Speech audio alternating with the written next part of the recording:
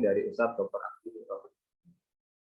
Mungkin tanpa berlama-lama lagi, kepada Ustadz Dr. Abdi Rafiq Asnawi MA, kami persilakan. Silakan. Baik, suara saya bisa didengar ya? Bisa, Ustadz. Baik. Bismillahirrahmanirrahim. Yang saya hormati seluruh rekan-rekan dari Get Tepat, terutama Ustadz atau Akhi Ahmad Zulkarnain Hambali, yang kami hormati pula, yang kami banggakan juga rekan-rekan yang lain, terutama MC Ustadz Akhi Arif Maulana Afandi yang tadi agak kelepetan yang bacain judul tesis saya. Judul tesis saya itu berbahasa Arab yang nanti kita akan eksplor yang akan lebih jauh setelah ini. Dan teman-teman yang hadir di webinar Al-Quran and Us, Assalamualaikum warahmatullahi wabarakatuh. Waalaikumsalam. Alhamdulillah rabbil alamin. Wa bihi nasta'in ala umuri dunya waddin. Wassalatu wassalamu ala asyrafil anbiya wal mursalin wa ala alihi wa ashabihi ajma'in, amma ba'd. Senang sekali kita bisa bertemu di dalam kesempatan ini, dalam webinar ini di bulan Ramadan, dan alhamdulillah kita dipertemukan dengan bulan Ramadan dan bisa melaksanakan aktivitas sampai pada hari ini, hari ke-25 di bulan Ramadan, sepertiga akhir di bulan Ramadan, hari-hari yang insya Allah penuh dengan keberkahan. Salah satu malam-malam di antaranya, 10 malam terakhir ini terdapat Lailatul Qadar, yang dimana malam yang sangat istimewa, lebih baik daripada 1000 bulan. Lailatul Qadri khairun min alfi syahr.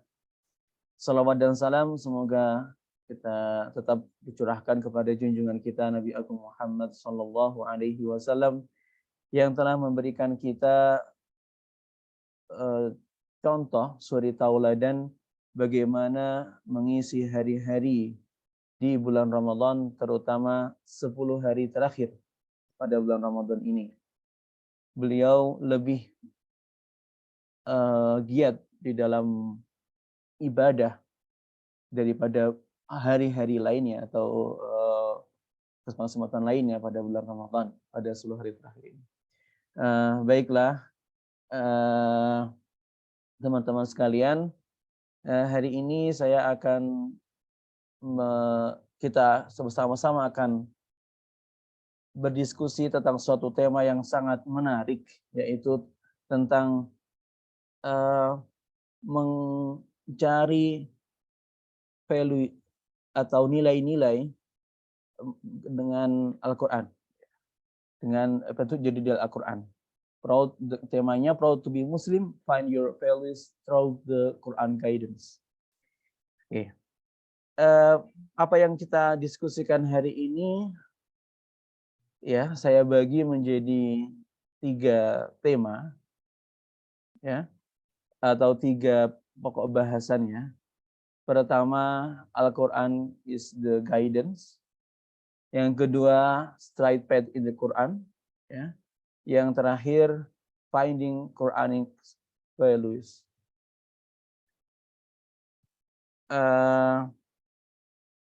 Oke, sebelumnya mungkin perkenalan dulu ya. Saya tadi yang disebutkan oleh MC, saya adalah dosen, kemudian sekarang ini sedang menjadi dosen di Unida Gontor, kemudian background study saya di UIM S1 di UIM Madinah.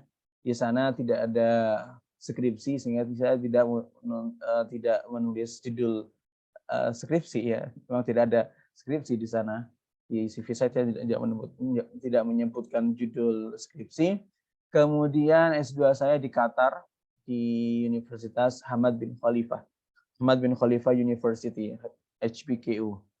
Di sana saya menulis tesis mengenai studi manuskrip Al-Quran. Maka dalam bahasa Arab, maka judulnya Dirasat al-Makhtutat dirasatu Mustafa Muhammad Mustafa Al-Azami lil makhtutat Al-Qur'aniyah. Jadi studi manuskrip karya Mustafa Al-Azami ya, yang saya bahas kemudian saya teliti seperti itu. Oke, kemudian S3 saya di UIN Sunan Ampel. Nah, di sini saya mengambil tajuk atau tema untuk didisertasikan itu mengenai orientalis. Jadi mengenai koherensi struktur teks Al-Qur'an. Kalau bahasa di keren kita munasabah ya. Menurut salah satu orang orientalis namanya Michel Cuypers, dalam studi dalam studi Al-Qur'annya yang dia menggunakan semantic rhetorical analysis atau SRA. Nah, itu sekedar background study saya. Kemudian aktivitas sehari-hari saya menjadi dosen, mengisi beberapa kajian, kemudian juga menulis beberapa buku, mungkin bisa dilihat di akun Google Scholar saya atau Akademi Edu atau ResearchGate. Nah, pada kali ini ya, kita akan membahas suatu tema yang sangat bagus sekali mengenai mencari nilai-nilai dengan Al-Quran, petunjuk Al-Quran. Sebelumnya kita tentu menyadari bahwa Al-Quran adalah kitab petunjuk. Di awal surat Al-Baqarah kita sering membaca Alif Lam Mim Dzalikal kitabu la raiba fihi hudal lil muttaqin. Kitab inilah ya, kitab yang tidak ada dagon di dalamnya, petunjuk bagi orang-orang yang bertakwa. Maka di awal Al-Quran sudah diterangkan bahwa ternyata Al-Quran adalah kitab petunjuk yang berisi petunjuk. Bagi siapa? Bagi orang-orang yang bertakwa. Di surat Al-Baqarah ya, ayat 185 mengenai bulan Ramadan dan kita di bulan Ramadan disebutkan bahwa Al-Quran itu kitab petunjuk, berisi petunjuk bagi seluruh manusia. Hudal linnas. Nah, kalau kita membaca Al-Quran surat Al-Baqarah 185, Allah Subhanahu wa taala berfirman, "Syahrul Ramadan alladzi unzila fihil Qur'anu hudal linnas." Bulan Ramadan adalah bulan yang di dalamnya diturunkan Al-Quran sebagai petunjuk bagi manusia, bagi seluruh manusia. Jadi memang Al-Quran ini adalah petunjuk bagi umat manusia, khususnya bagi orang-orang yang bertakwa. Bayangkan Nabi Muhammad SAW diutus sebagai nabi terakhir. Setelah itu tidak ada nabi lagi. Diturunkan sebagai rasul berdakwah kepada seluruh manusia. Apa kumpulan wahyu yang ia terima, ya, firman-firman Allah Subhanahu wa taala yang ia terima, yaitu Al-Qur'an.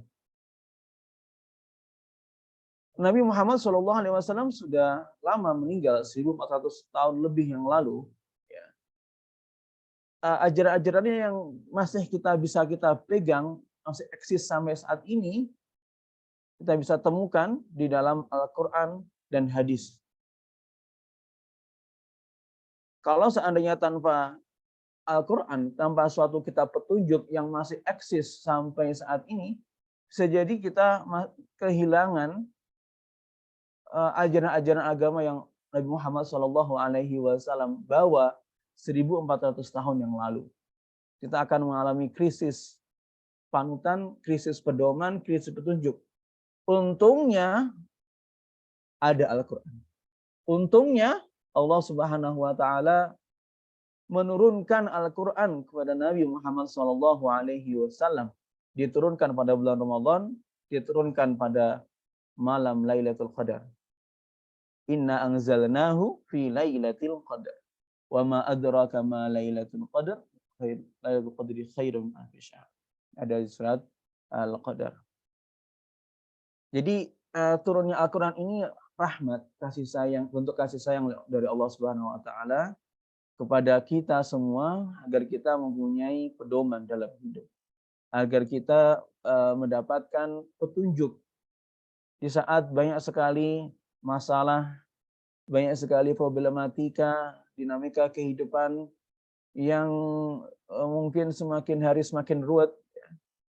Untungnya ada Al-Quran yang membimbing kita, yang memberi petunjuk kita bagaimana menyelesaikan masalah-masalah tersebut. Bagaimana seharusnya bersikap terhadap seluruh dinamika kehidupan. Karena Al-Quran ini dibutuhkan sepanjang zaman, tentu dia akan selalu eksis sampai akhir zaman. Sampai hari nanti, hari kiamat. Karena Al-Quran adalah wahyu yang diturunkan kepada Nabi terakhir, maka eksistensinya tidak hanya sampai zamannya Nabi, namun sampai hari kiamat. Maka dari dulu sampai sekarang Al-Quran masih utuh. Al-Quran tetap dalam bahasa Arab, ya, meskipun banyak yang diterjemahkan ke bahasa lain, namun bahasa aslinya tetap bahasa Arab. Dan bahasa Arab dalam Al-Quran, bahasa Arab yang paling fasih, ya, paling baik. Bahkan orang Arab sendiri pun tidak bisa meniru bagaimana kefasihan, kebaikan, ketinggian sastra di dalam Al-Quran. Selain itu, Al-Quran juga memiliki adalah kemujizatan Nabi Muhammad SAW dari sisi sains. Maksudnya apa? Di dalam Al-Quran dimuat berbagai macam informasi saintifik di saat orang-orang belum bisa, pada saat itu ya, pada saat Al-Quran itu turun belum bisa membuktikannya, dan orang-orang modern saat ini baru bisa membuktikannya. Hal ini apa? Menunjukkan bahwa Al-Quran adalah firman Allah Subhanahu wa taala, sehingga apa yang tertera dalam Al-Quran sesuai dengan kejadian alam atau kejadian sains. Contohnya di surat Al-Mu'minun, Allah Subhanahu wa taala berfirman, "Walaqad khalaqnal insana min sulalatin min tin, tsumma ja'alnahu nutfatan fi qararin makin. Tsumma khalaqnan nutfata 'alaqatan. فخلقنا العلقة مضغة فخلقنا المضغة عظاما فكسونا العظام لحما ثم أنشأناه خلقا آخر فتبارك الله أحسن الخالقين." Dan kami telah menciptakan manusia dari saripati tanah. Kemudian kami jadikan saripati tanah itu setetes mani. Walaqad khalaqnal insana maja'alna nutfatan fi qararin makin, nutfah setetes mani yang berada dalam rahim yang kokoh. Kemudian kami jadikan setetes mani itu alaqah, darah yang menggantung. Kemudian darah yang menggantung itu Allah jadikan segumpal daging. Kemudian segumpal daging itu dijadikan summa khalaqnal nutfata 'alaqatan summa khalaqnal 'alaqata mudghatan fa khalaqnal mudghata 'idhaman. Kemudian dari segumpal daging itu dijadikan apa? Tulang belulang. Kemudian tulang belulang itu dibungkus dengan daging lagi. Nah, fase perkembangan janin di perut ibunya ini, ya, belum bisa dibuktikan secara ilmiah pada zamannya Nabi Muhammad SAW saat Al-Quran turun. Namun bisa dibuktikan atau dijelaskan secara ilmiah baru pada abad modern ini. Hal ini menunjukkan apa? Bahwa Al-Quran adalah firman Allah Subhanahu wa taala. Dan yang menciptakan alam, menciptakan diri kita adalah Allah Subhanahu wa taala juga. Sehingga informasi yang ada di dalam Al-Quran itu sesuai dengan apa yang ditemukan oleh para saintis secara ilmiah. Ya, kalian bisa cek di surat Al-Mu'minun ayat 12 sampai ayat 14. Kan tidak mungkin di zamannya Nabi membelah perutnya seorang ibu yang sedang hamil, kemudian menjelaskan, oh ini alaqah, ini mudghah, ini darah yang menggantung, ini segumpal daging ya. Ketika kemudian ini adalah nutfah ya, kemudian ini tulang belulang. Kan tidak mungkin, tidak pernah ada riwayat seperti itu. Namun Al-Qur'an turun mengenai hal itu, kemudian baru bisa dibuktikan pada abad-abad sekarang. Ada juga tentang pergerakan bumi. Allah Subhanahu wa taala berfirman, "Wa taral jibala tahsabuha jamidatan wa hiya tamurru marras sahab." Dan kau melihat gunung-gunung ini seakan-akan tidak bergerak, jamidatan. Padahal ia bergerak sebagaimana gerakannya awan. Ya. Ini menunjukkan atau mengisyaratkan adanya pergerakan gunung, dan juga bisa ditarik lagi adalah pergerakan bumi, yaitu rotasi bumi. Di saat Al-Quran turun, mungkin para sahabat dan Nabi kemudian para tabi'in mengimani hal itu sebagai firman dari Allah Subhanahu wa taala.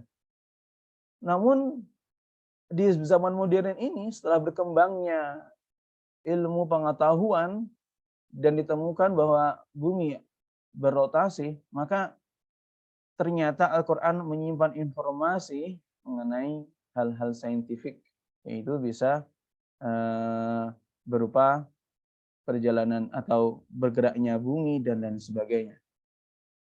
Maka ini yang membuktikan bahwa Al-Quran itu benar-benar firman Allah Subhanahu wa taala.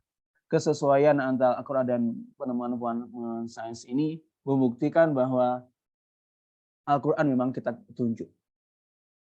Al-Quran bukan kitab sains, namun Al-Quran adalah kitab petunjuk yang hal-hal yang sesuai tadi itu meneguhkan bahwa Al-Quran adalah memang firman Allah Subhanahu wa taala, wahyu yang Allah Subhanahu wa taala turunkan melalui Nabi Muhammad SAW, dan ini membawa atau sebagai petunjuk bagi seluruh umat manusia, khususnya orang-orang yang bertakwa, sebagai rahmat ya kepada seluruh alam semesta ya, dan petunjuknya eksis atau bisa masih kita pegang teguh sampai saat ini.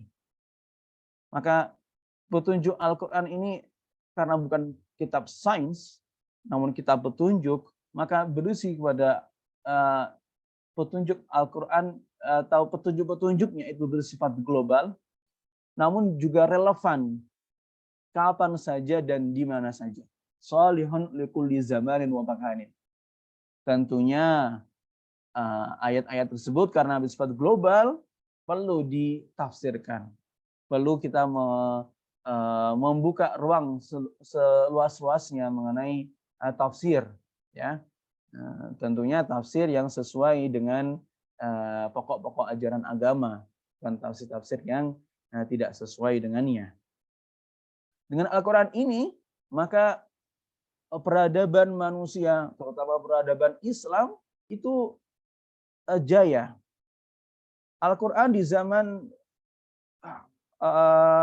Nabi Muhammad SAW, Khulafaur Rasyidin, di zamannya Umayyah, kalau kita lihat sejarah Islam, di zamannya Abbasiyah, ya Bani Abbas, ya, menjadi penggerak peradaban yang mendorong manusia, ilmuwan saat itu untuk mengembangkan sains, mengembangkan teknologi, ya, mengembangkan keilmuan-keilmuan yang lainnya, filsafat, kemudian hadis dan seterusnya. Karena apa? Petunjuk-petunjuk di dalam Al-Quran yang bersifat global itu. Maka sampai sekarang pun Al-Quran juga sebagai penggerak peradaban.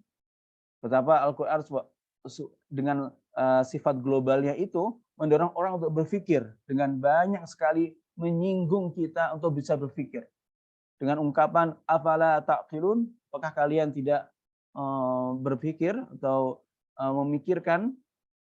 Afala tadzakkarun, apakah kalian tidak mengambil pelajaran? Ungkapan-ungkapan ini banyak sekali terdapat dalam Al-Quran yang menyuruh kita untuk berpikir, untuk kita untuk merenung, mentadabburi ayat-ayat Al-Quran, mentadabburi ayat-ayat Allah yang lain yang ada di alam semesta. Contohnya saja di dalam surat Ali Imran, inna fi ikhtilafil laili wan nahari la ayati liulil albab alladzina yadhkurunallaha qiyaman wa qu'udan wa ala junubihim wa yatafakkaruna fi khalqis samawati wal ard rabbana ma khalaqta hadza batilan subhanaka faqina adzabannar. Sesungguhnya di dalam pergantian malam dan siang adalah tanda-tanda bagi orang yang berakal. Maksudnya orang yang mau memikirkan kejadian alam ini, pergantian malam dan siang, dan apa yang terjadi di bumi dan di langit, itu akan menemukan bahwa inilah ayat bukti adanya Sang Pencipta, yaitu Allah Subhanahu wa Ta'ala. Siapakah mereka itu? Ulul albab itu, orang yang berakal itu, alladzina yadhkurunallaha qiyaman wa qu'udan wa ala junubihim. Yang dia itu berzikir kepada Allah Subhanahu wa Ta'ala ketika duduk, ketika berdiri, bahkan ketika berbaring. Dan ia yatafakkarun atau memikirkan penciptaan Allah di langit dan bumi. Sehingga di akhir kesimpulan mereka, mereka mengatakan, Rabbana ma khalaqta hadza batila. Ya Rabb, ya Tuhan kami sesungguhnya Engkau tidak menciptakan bumi dan isinya ini dengan sia-sia.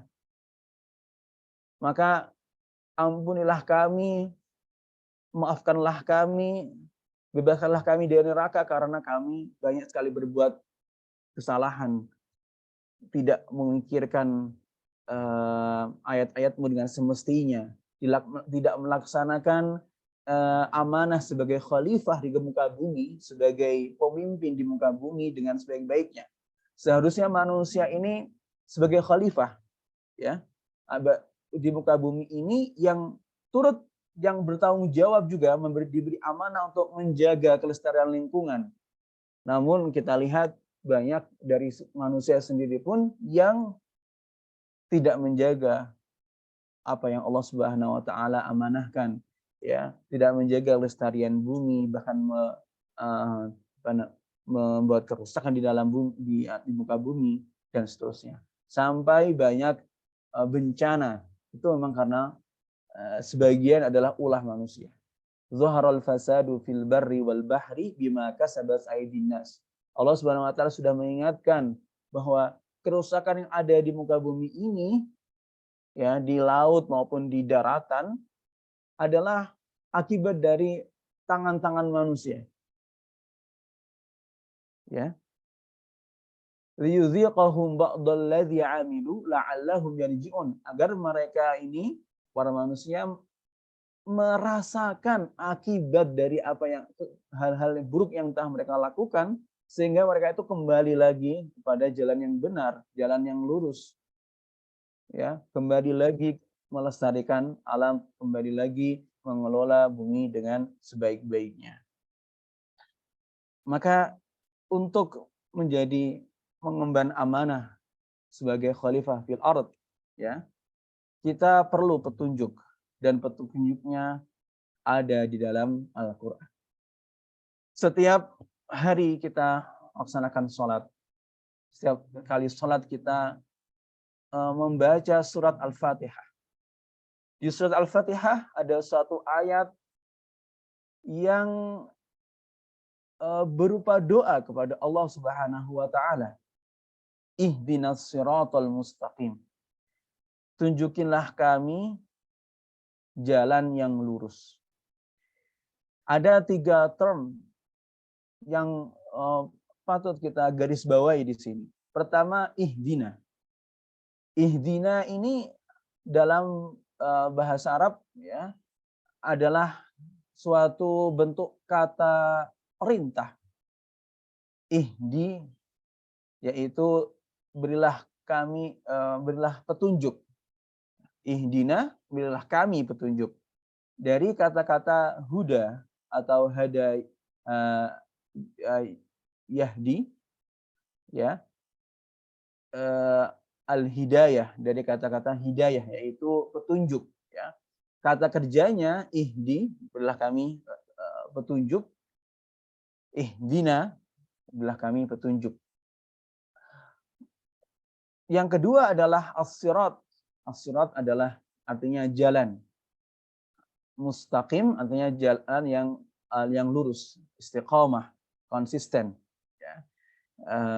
Itu semuanya adalah 3 term yang perlu kita garis bawahi di sini, bahwa setiap kali sholat, setiap kali kita membaca Al-Fatihah, sebenarnya kita memohon kepada Allah Subhanahu wa taala untuk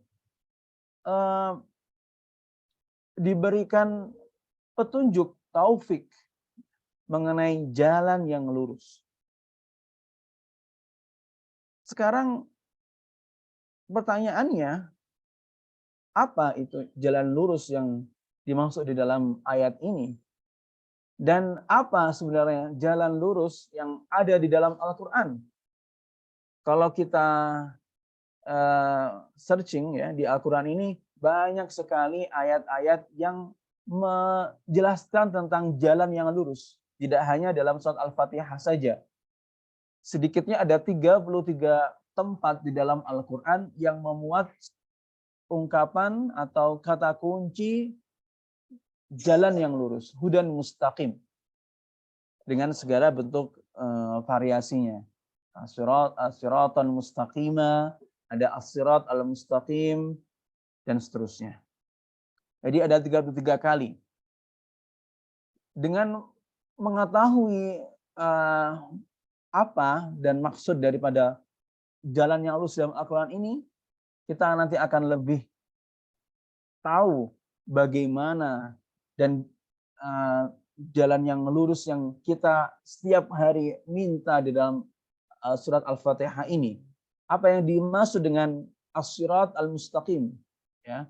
Apa itu jalan, apa itu yang, apa fungsinya, apa seberapa pentingkah, ya, hudan mustaqim, jalan yang lurus ini?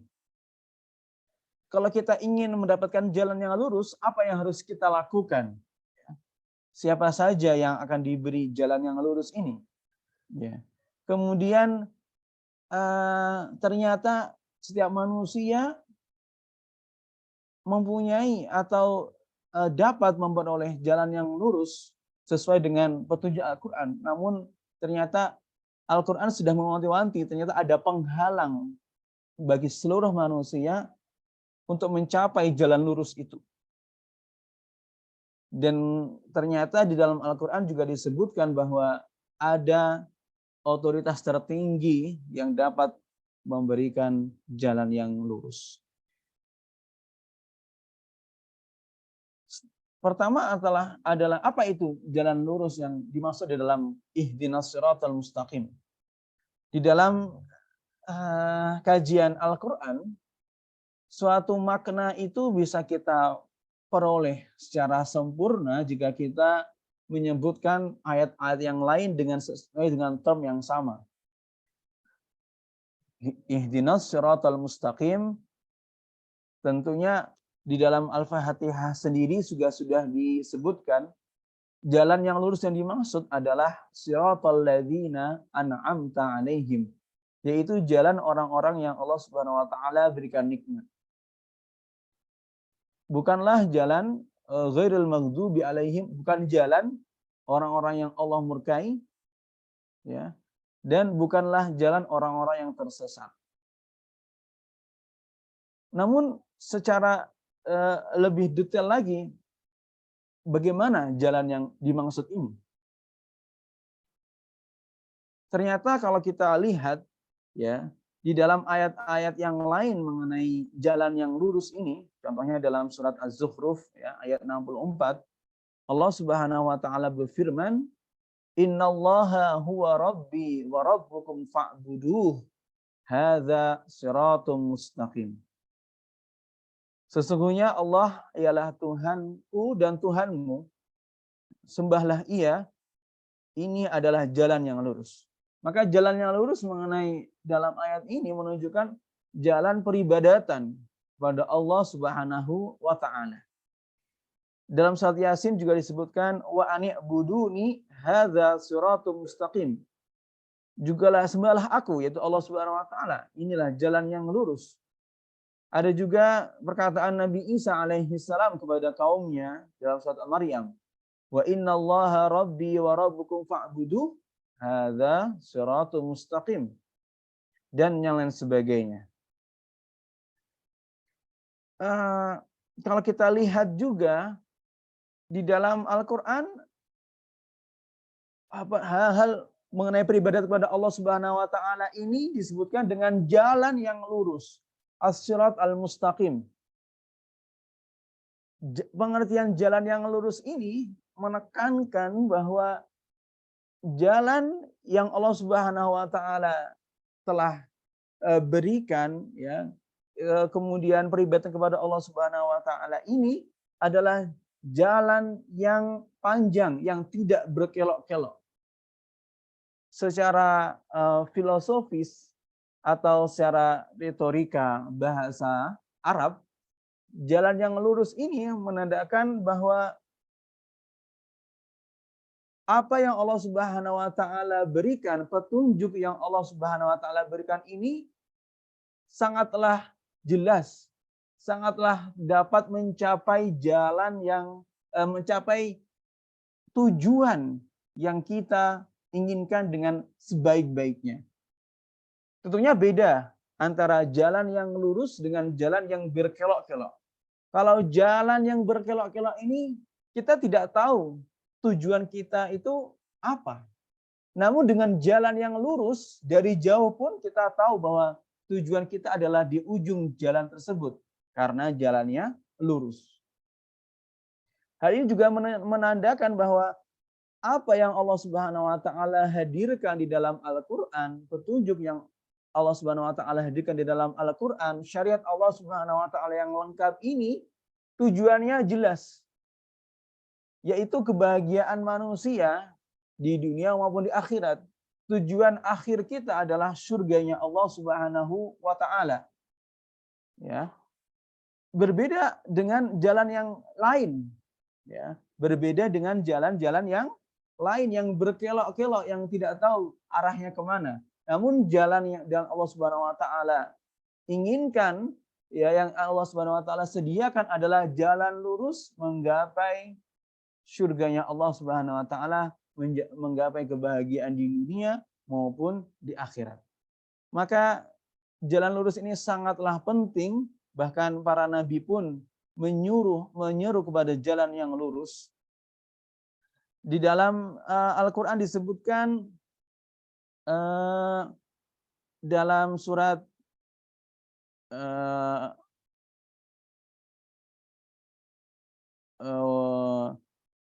selanjutnya, yang sebelumnya, ya, wa anna hadza sirati mustaqiman fattabi'uh wa la tattabi'us subula fatafarraqu bikum an sabilih. Nah, di sini, inilah jalanku yang lurus. Allah Subhanahu wa taala berfirman, inilah jalanku yang lurus. Maka ikutilah jalan tersebut. Jadi jalan syariah, peribadatan Allah Subhanahu wa taala, kepada Allah Subhanahu wa taala, mentauhidkan Allah Subhanahu wa taala, dan jangan kamu ikuti jalan-jalan yang lain sehingga mencerai-beraikanmu dari jalan Allah Subhanahu wa taala. Nah, ini menunjukkan bahwa menggapai jalan yang lurus ini sangatlah penting, ya. Berusaha memohon kepada Allah Subhanahu wa taala jalan yang lurus ini juga sangatlah penting. Karena nanti kita akan tahu bahwa ternyata otoritas yang dapat memberikan jalan yang lurus itu hanyalah dari Allah Subhanahu wa taala. Terus kalau kita ingin mendapatkan jalan yang lurus ini, bagaimana, apa yang harus kita lakukan? Di Al-Quran pun juga sudah tertera keterangan mengenai hal ini. Contohnya di dalam surat An-Nisa ayat 175. Allah Subhanahu wa taala berfirman, "Fa ammal ladzina amanu billahi wa'tasamu bihi fasayudkhiluhum fi rahmatin min wa fadlin wa yahdihim ilaihi siratan mustaqim." Orang-orang yang beriman kepada Allah, berpegang teguh pada agamanya, maka Allah Subhanahu wa taala akan masukkan ia ke dalam rahmat dan karunia Allah, yaitu surga, serta akan memberikan kepada mereka jalan yang lurus. Di surat Al-Imran juga disebutkan, "Wa may ya'tasim billahi faqad hudiya ila siratim mustaqim." Siapa saja yang berpegang teguh kepada agama Allah Subhanahu wa taala, sungguh ia telah diberi petunjuk ke jalan yang lurus. Sehingga kalau kita perhatikan jalan yang lurus di dalam ayat ini, di mana Allah Subhanahu wa taala terangkan bahwa jika ingin memperoleh atau diberikan jalan yang lurus, maka syarat yang pertama adalah i'tisamu billah. Berpegang teguh pada agama Allah Subhanahu wa taala. Menjalankan apa yang Allah Subhanahu wa taala perintahkan, meninggalkan apa yang Allah Subhanahu wa taala larang, ya. Konsisten istiqamah terhadap ajaran-ajaran agama, berpegang teguh, ya. Namanya juga berpegang teguh. Berpegang teguh itu artinya memegang sesuatu yang dia tidak megang yang lain atau tidak terlepas pegangan tersebut. Kalau seandainya kita megang tali, kalau kita berpegang teguh pada tali tersebut, seakan-akan tali tersebut tidak akan lepas dari tangan kita. Hadza makna dari wa may ya'tasim billah. Ya. Jadi salah satu kunci memperoleh siratal mustaqim atau jalan yang lurus, petunjuk dari Allah Subhanahu wa taala, salah satunya adalah dengan i'tisamu billah, berpegang teguh pada ajaran-ajaran agama Allah Subhanahu wa taala, tidak gampang goyah, tidak dapat terlepas dengan ajaran agama Allah Subhanahu wa taala ini. Tidak orang yang berpegang teguh pada ajaran agama Allah ini, istiqamah di dalamnya, tidak akan mempan ejekan orang. Tidak akan goyah dengan ejekan orang, ejekan teman, atau tidak akan goyah dengan ejekan orang, tidak akan goyah dengan perkataan orang, hinaan orang. Dia akan tetap fokus di dalam berpegang teguh dalam hidayah ajaran Allah Subhanahu wa taala ini. Inilah salah satu isyarat atau kunci, ya, atau petunjuk dari Allah Subhanahu wa taala bagaimana memperoleh sirat al-mustaqim, jalan yang lurus ini. Selain itu, selain berpegang teguh, kita juga harus menjadi orang-orang yang beriman kepada Allah Subhanahu wa taala.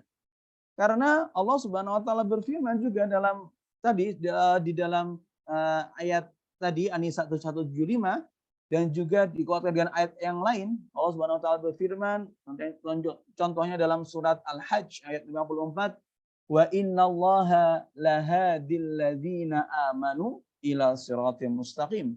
Sesungguhnya Allah benar-benar memberi petunjuk, Maha memberi petunjuk kepada orang-orang yang beriman ke jalan yang lurus. Wa innallaha lahadil ladzina amanu ila siratim mustaqim.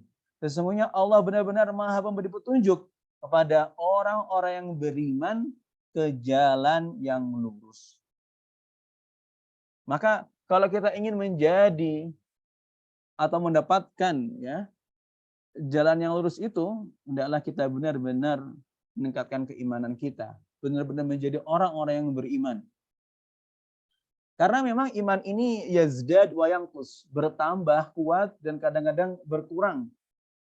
Yazidu bitta'ah, berkuat atau bertambah keimanan itu dengan banyak-banyak melakukan ketaatan kepada Allah Subhanahu wa taala.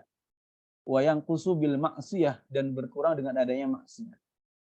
Maka kalau kita ingin memperoleh petunjuk dari Allah Subhanahu wa taala adalah kita bisa benar-benar menjadi orang yang beriman, yang selalu meningkat keimanannya. Ya, selalu meningkat keimanannya, yaitu dengan menjalankan ketaatan dan menjauhi maksiat. Kalau kita maksiat, keimanan kita akan berkurang. Maka hindarilah maksiat. Kalau kita ingin keimanan kita tambah kuat, kita perbanyak ibadah kita, karena ibadah itu yang mempertebal keimanan. Dalam Al-Quran juga disebutkan beberapa level orang yang beriman. Ya, dalam surat Al-Anfal contohnya, dalam surat Al-Anfal ayat 2, Allah Subhanahu wa taala berfirman, "Innamal mu'minuna alladzina idza dzukirallahu wajilat qulubuhum." Sesungguhnya orang-orang yang beriman ini, al-mu'min, ya, jika disebutkan nama Allah Subhanahu wa taala saja, disebutkan nama Allah saja bergetar hatinya. Wa idza tuliyat 'alaihim ayatuhu zadatuhum imana. Jika dibacakan ayat-ayat Allah Subhanahu wa taala, dibacakan Al-Qur'an, maka bertambah imannya. Hal ini menunjukkan apa? Ternyata level keimanan yang tinggi ini bisa menghantarkan orang menjadi keimanan yang tertinggi ini. Salah satu contohnya atau tandanya adalah mereka ini disebutkan nama Allah saja, hati mereka bergetar. Dibacakan ayat-ayat Allah saja, mereka bertambah keimanannya. Maka keimanan yang seperti inilah yang menjadi keimanan yang puncak, atau keimanan yang sangat tinggi sekali levelnya, sangat kuat sekali levelnya, dan bisa menghadirkan petunjuk. Meskipun dengan level-level keimanan yang lain juga kita dapat berkat petunjuk dari Allah Subhanahu wa taala. Namun semakin kita beriman kepada Allah Subhanahu wa taala, semakin kuat keimanan kita, maka semakin banyak pula petunjuk yang Allah Subhanahu wa taala berikan. Karena Allah sudah berjanji, wa innallaha lahadil ladzina amanu ila siratal mustaqim. Allah benar-benar, ya. Inna ini kalau dalam bahasa Arab menunjukkan penekanan, wa inna. Ditambah lagi lahadi. La ini juga lam taukid yang menunjukkan Allah Subhanahu wa taala benar-benar memberikan petunjuk. Bagi siapa? Orang-orang yang beriman. Petunjuk untuk apa? Petunjuk ke jalan yang lurus.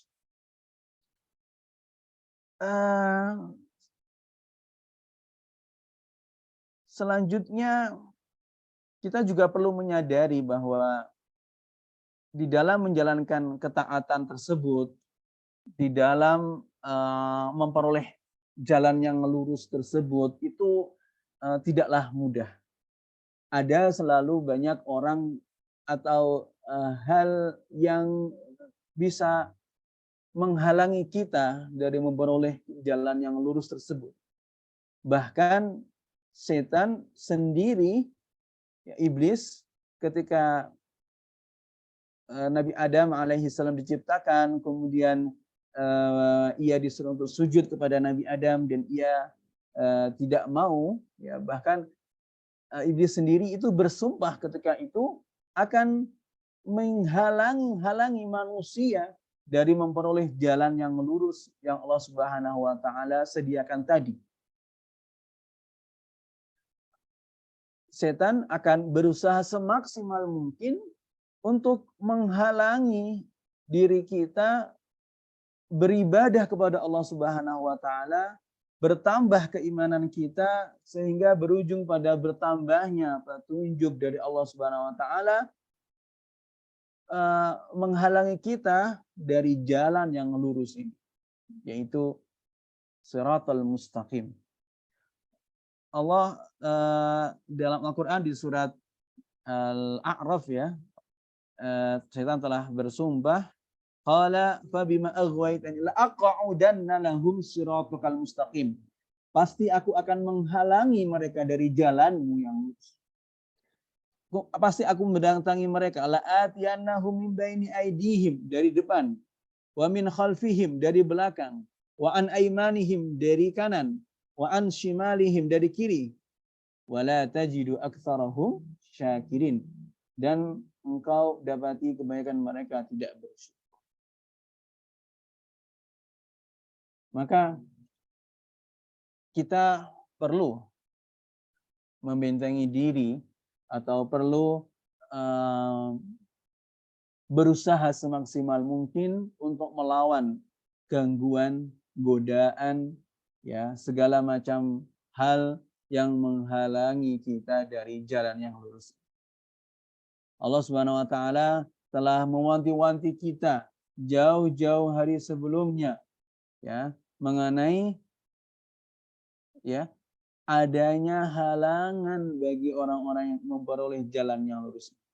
Dan itu sumber utamanya adalah dari setan yang semenjak dahulu telah iri kepada manusia, yang selalu menggiring manusia kepada jalan yang tidak lurus, yaitu kepada kemaksiatan, kepada mengajak kita atau mengajak umat manusia untuk menemani dia, ya, di neraka nanti. Maka penting ini untuk kita selalu waspada, mawas diri mengenai segala godaan-godaan yang menghalangi kita dari jalan yang lurus ini.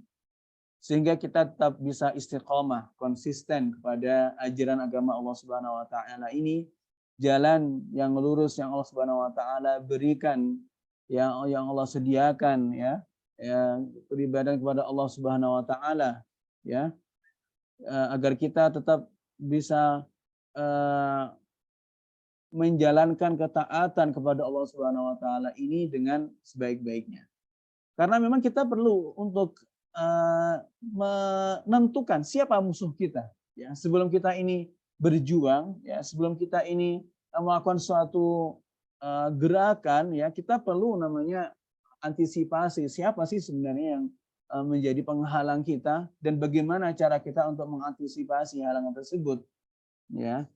Sama seperti ketika seseorang itu membangun rumah atau membangun gedung, ya, dia seorang arsitektur pasti akan memikirkan apa yang akan menjadikan rumah atau gedung tersebut roboh. Anginkah atau gempa bumikah atau bagaimana?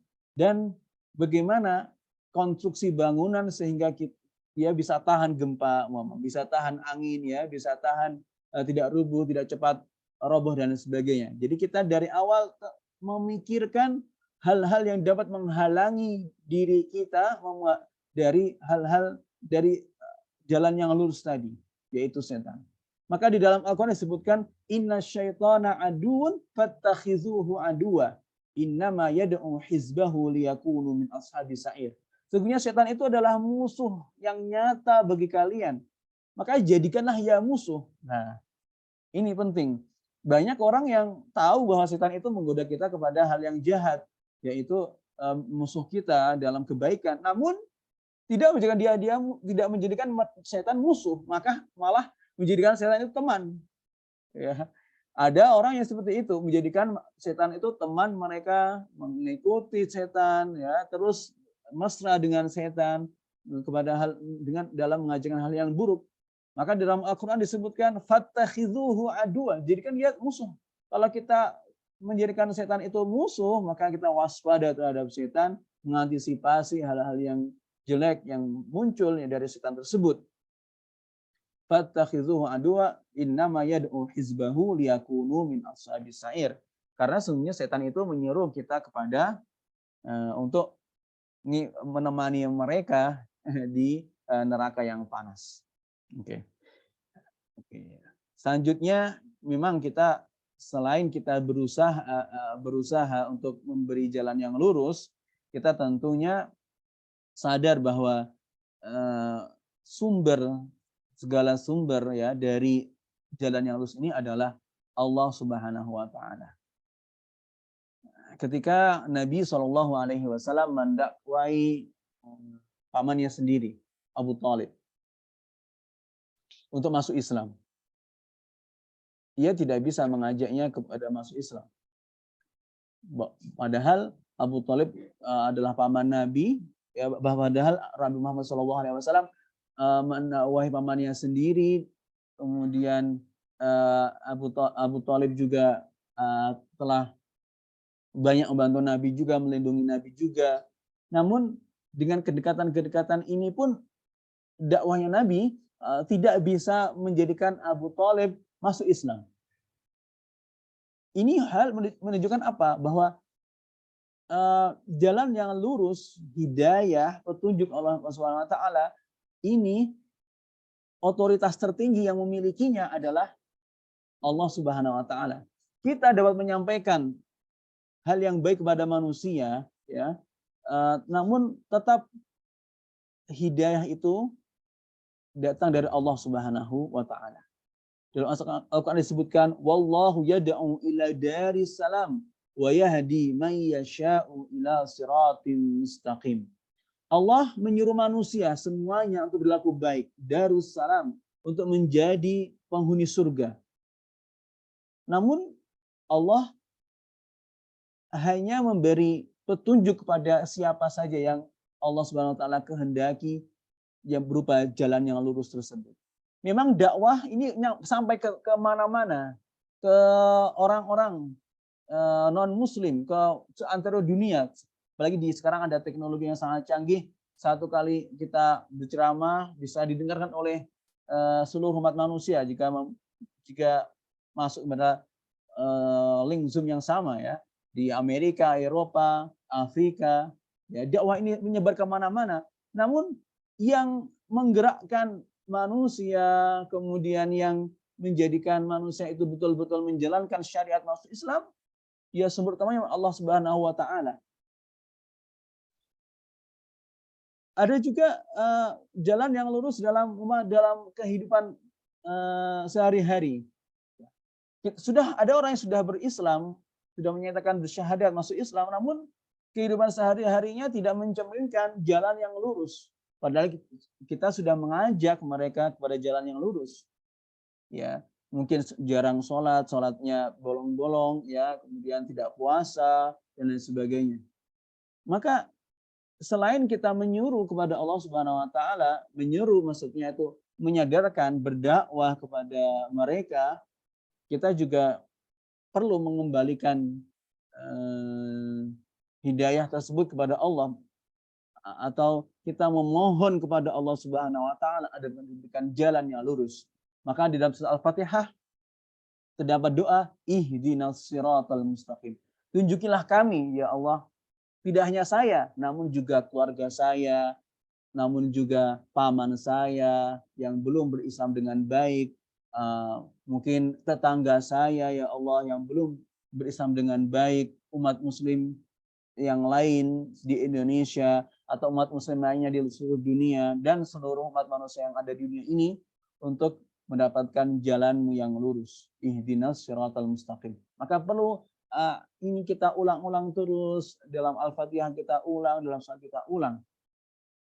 Dan kita kembalikan kepada Allah Subhanahu wa taala yang menjadi pemberi jalan yang lurus, yang memegang otoritas dalam memberikan jalan yang lurus ini.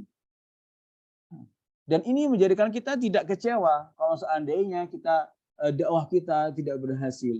Apa yang kita sampaikan kepada Allah, kepada manusia, ya, kepada objek dakwah kita ini belum merubah, ya, kepada jalan yang lurus, kita tidak kecewa karena memang jalan yang lurus ini otoritas tertingginya dimiliki oleh Allah Subhanahu wa taala yang memberikan Allah Subhanahu wa taala. Maka kita perlu berdoa berkali-kali, berpuluh-puluh kali, beratus-ratus kali, beribu-ribu kali, berjuta-juta kali kepada Allah Subhanahu wa taala untuk memberikan hidayah kepada kita, kepada keluarga kita, saudara-saudara kita, teman-teman kita, jalan yang lurus.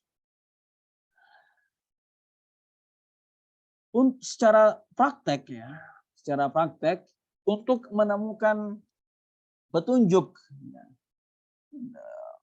mengenai kehidupan ini, jalan yang lurus ini, ya, secara teoritisnya, ya, kita menemukan nilai-nilai ini dengan berbagai macam cara. Pertama adalah tentu membaca wahyu yang Allah Subhanahu wa taala turunkan yang yang eksis sampai akhir zaman sepanjang masa, tidak lengkang dengan zaman, ya tidak tergerus dengan zaman ini, yaitu Al-Qur'an. Kita perlu baca Al-Qur'an. Kita tidak hanya Al-Qur'an saja sebenarnya, ayat-ayat Allah yang lain yang ada di muka bumi ini. Tadi saya sampaikan, yatafakkarun fi khalqis samawat, memikirkan kejadian putaran bumi dan lain sebagainya, dan juga Al-Quran. Maka wahyu yang pertama kali turun kepada Nabi Muhammad SAW adalah Iqra, Iqra, Iqra. Iqra bismi rabbikal ladzi khalaq. Bacalah dengan nama Tuhanmu, yaitu Allah Subhanahu wa taala yang menciptakan. Membaca pun tentu adalah membaca yang benar. Artinya sesuai dengan kaidahnya, ya, makhrajul huruf, ya. Dan itu yang akan mendatangkan pahala di sisi Allah Subhanahu wa taala. Dalam surat Al-Muzammil disebutkan warattilil Qur'ana tartila, dan bacalah Al-Qur'an Al-Karim dengan tartil, dengan sesuai dengan makhrajul hurufnya yang benar, ya. Tajwidnya juga yang benar. Mana yang panjang dipanjangkan, mana yang pendek dipendekkan. Karena itu semuanya itu berhubungan dengan makna. Salah tajwid bisa jadi merubah makna di dalam Al-Quran. Salah makhrajul huruf, yang ha sama dengan kha, kha sama dengan qaf, qaf sama dengan kaf, itu bisa merubah makna Al-Quran itu sendiri. Selain itu, perlu kiranya kita tidak hanya membaca teks Arabnya saja, namun kita memahaminya dengan mengetahui terjemahannya, membaca terjemahannya, membaca tafsirnya. Dengan memahami, ya, kita dapat mentadabburi, mengambil hikmah, mengambil pelajaran dari ayat-ayat tersebut. Karena memang tujuan dari diturunkannya Al-Quran ini untuk kita tadabburi, kita ambil manfaat di dalamnya. Dalam surat As-Sad disebutkan, kitabun anzalnahu ilaika mubarakun liyadabbaru ayati. Ya, kitab yang kami turunkan kepada engkau, ya, untuk apa, pada Nabi Muhammad SAW, untuk bagi orang-orang mubarak, artinya penuh dengan keberkahan, agar orang-orang yang berakal itu atau orang-orang itu mentadabburinya, ya, dabbaru ayatihi wa liyatadzakkara ulul albab. Maka Al-Quran ini jika dia ingin, atau jika kita ingin memperoleh nilai-nilai di dalamnya, jika kita ingin Al-Quran itu menggerakkan kita, menggerakkan peradaban sebagaimana menggerakkan peradaban orang-orang terdahulu, generasi-generasi salaf terdahulu, maka kita membacanya dengan memahaminya, mentadabburinya. Ya, kita perlu menganalisa ayat-ayat yang sesuai dengan tema tertentu. Jika kita ingin memperoleh pandangan Al-Quran mengenai suatu hal, atau nilai-nilai Al-Quran dalam satu hal. Umpama nilai-nilai Al-Quran atau pandangan Al-Quran mengenai perdagangan, umpamanya. Atau mengenai politik. Ya. Kita kumpulkan ayat-ayat mengenai perdagangan, ya, kemudian kita analisa satu persatu apa sebenarnya yang Allah Subhanahu wa taala inginkan kita mengenai perdagangan. Ya. Umpamanya perdagangan tidak serta-merta kita melupakan Allah Subhanahu wa taala. Dengan berdagang kita tidak melupakan Allah Subhanahu wa taala. Kita diberikan kesempatan untuk berdagang, ya, ketika kita sudah selesai melaksanakan perintah-perintah Allah Subhanahu wa taala yang lebih urgen ketika itu. Dan itu bisa kita, nilai-nilai tersebut bisa kita ketahui di surat Jum'ah mengenai seruan salat Jumat. Ya ayyuhalladzina amanu idza nudiya lis-salati min yaumil jumu'ati fas'au ila dzikrillahi wa dzarul bai'. Wahai orang-orang yang beriman, jika diserukan kepada engkau, pada kalian untuk sholat, yaitu sholat Jumat, ya, maka bersegeralah menunaikan ibadah sholat tersebut dan tinggalkanlah perdagangan. Wa dzarul bai'. Nah, ayat selanjutnya, fa idza qudiyatis sholatu fantashiru fil ardi wabtaghu min fadlillah. Kalau seandainya sudah selesai sholat, kalau cuma sudah selesai, maksudnya di sini, maka intashiru, menyebarlah kemana-mana, ya, dan carilah keutamaan Allah, carilah rezeki. Hal ini menunjukkan apa? Al-Quran menyeru kita atau menegaskan bahwa berdagang boleh, bahkan kita disuruh untuk menyebar kemana-mana, berdagang. Namun jika ada nida atau panggilan untuk sholat, panggilan untuk berbuat baik, maka segeralah berbuat baik. Tunaikanlah kewajiban Allah Subhanahu wa taala dulu, baru setelah itu kalian atau manusia bisa seluas-luasnya untuk berdagang. Nah, nilai-nilai seperti ini bisa kita ambil dari ayat-ayat mengenai perdagangan. Ya, ayat-ayat yang lain juga masih banyak lagi. Kita kumpulkan kata kunci ya, kita analisa kumpulan-kumpulan ayat di dalam tema tertentu ya, untuk mengambil nilai-nilai yang kita inginkan ya dari Al-Quran tersebut mengenai tema tertentu. Dalam studi tafsir ini disebut dengan metode tafsir tematik, tafsir al-maudhu'i, tafsir tematik, yaitu mengumpulkan ayat-ayat di dalam suatu tema tertentu, ya, kemudian menganalisanya, kemudian mengetahui asbabun nuzulnya, mengurutkan sesuai dengan asbabun nuzulnya juga bisa, kemudian membuat munasabah antar ayat dan sebagainya. Itu ada di dalam metode tafsir tematik. Maka untuk mentadaburi, untuk mengambil nilai-nilai dari Al-Quran, ya, untuk melaksanakan tafsir al-maudhu'i menggunakan thematic approach, ya, dengan kata kunci tertentu tersebut, ya, kita perlu ya menguasai alat-alatnya atau ilmu-ilmunya. Pertama adalah bahasa Arab, karena Al-Quran diturunkan dalam bahasa Arab. Maka orang yang ingin mengambil nilai-nilai tersebut,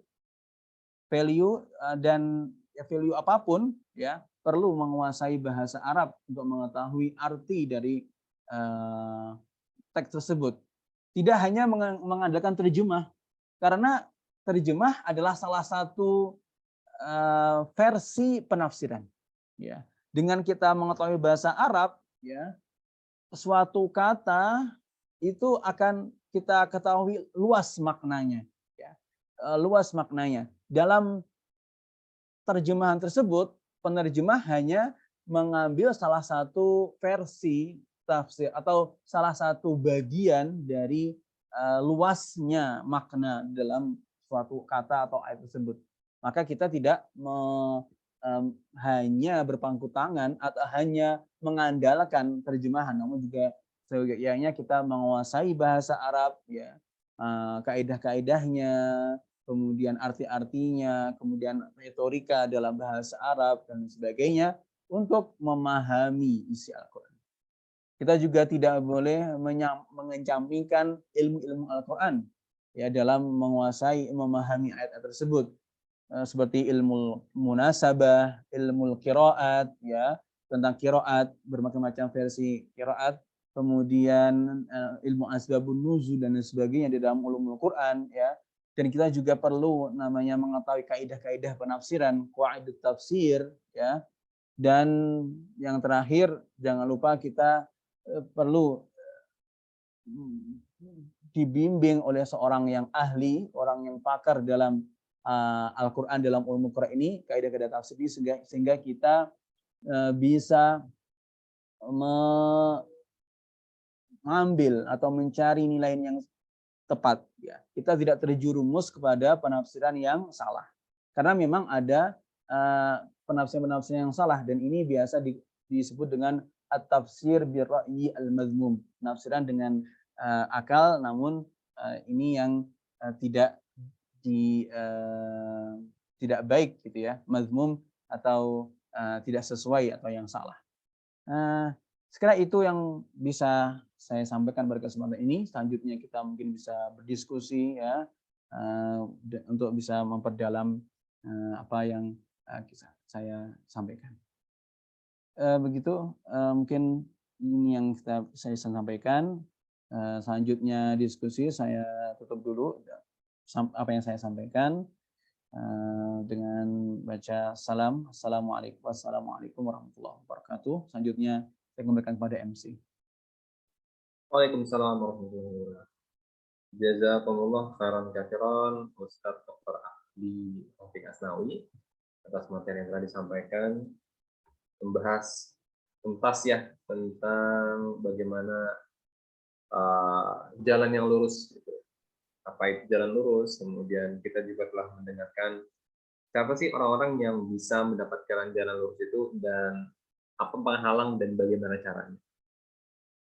Kita perhatikan tadi bahwa ketika kita sebenarnya memikirkan tentang kebesaran dan kekuasaan Allah itu juga salah satu bentuk kita untuk berusaha menuju ke jalan yang lurus.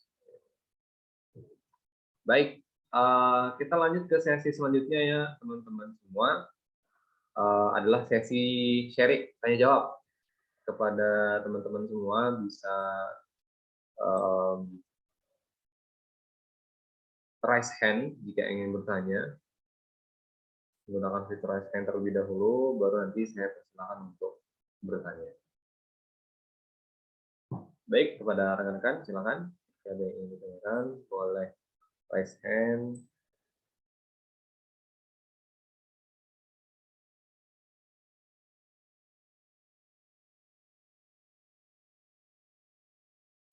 Oke, jangan ini.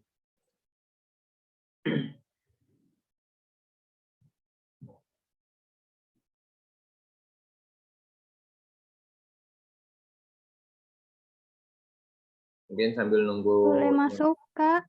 Oh, boleh. Penny Lutfi. Silakan jika ingin bertanya. Suara saya jelas? Jelas, jelas. Terima kasih sebelumnya kepada moderator waktu dan kesempatannya. Assalamualaikum warahmatullahi wabarakatuh. Waalaikumsalam. Ustadz, saya mau nanya deh Ustadz. Kan tadi kata Ustadz bilangnya apa sih jalan yang lurus tuh gitu. Terus jawabannya kan jalannya orang-orang yang Allah beri nikmat. Ustadz, Pipi pernah dengar nih, pernah ada cerita katanya disebut itu istidraj. Pipi pernah dengar begitu tuh, istidraj katanya. Yeah. Rezekinya Allah kasih aja semua. Justru katanya karena Allah tuh nggak peduli karena dianya kafir atau menyimpang. Kalau misalnya anak sekolah minta motor dibeliin, minta HP dibeliin, padahal umurnya belum cukup. Beda sama anak yang orang tuanya tuh sayang gitu. Minta HP, minta motor, nanti dulu kamu masih SD, kamu masih SMP, tunggu kamu SMA, baru nanti mama kasih buat kamu. Gitu.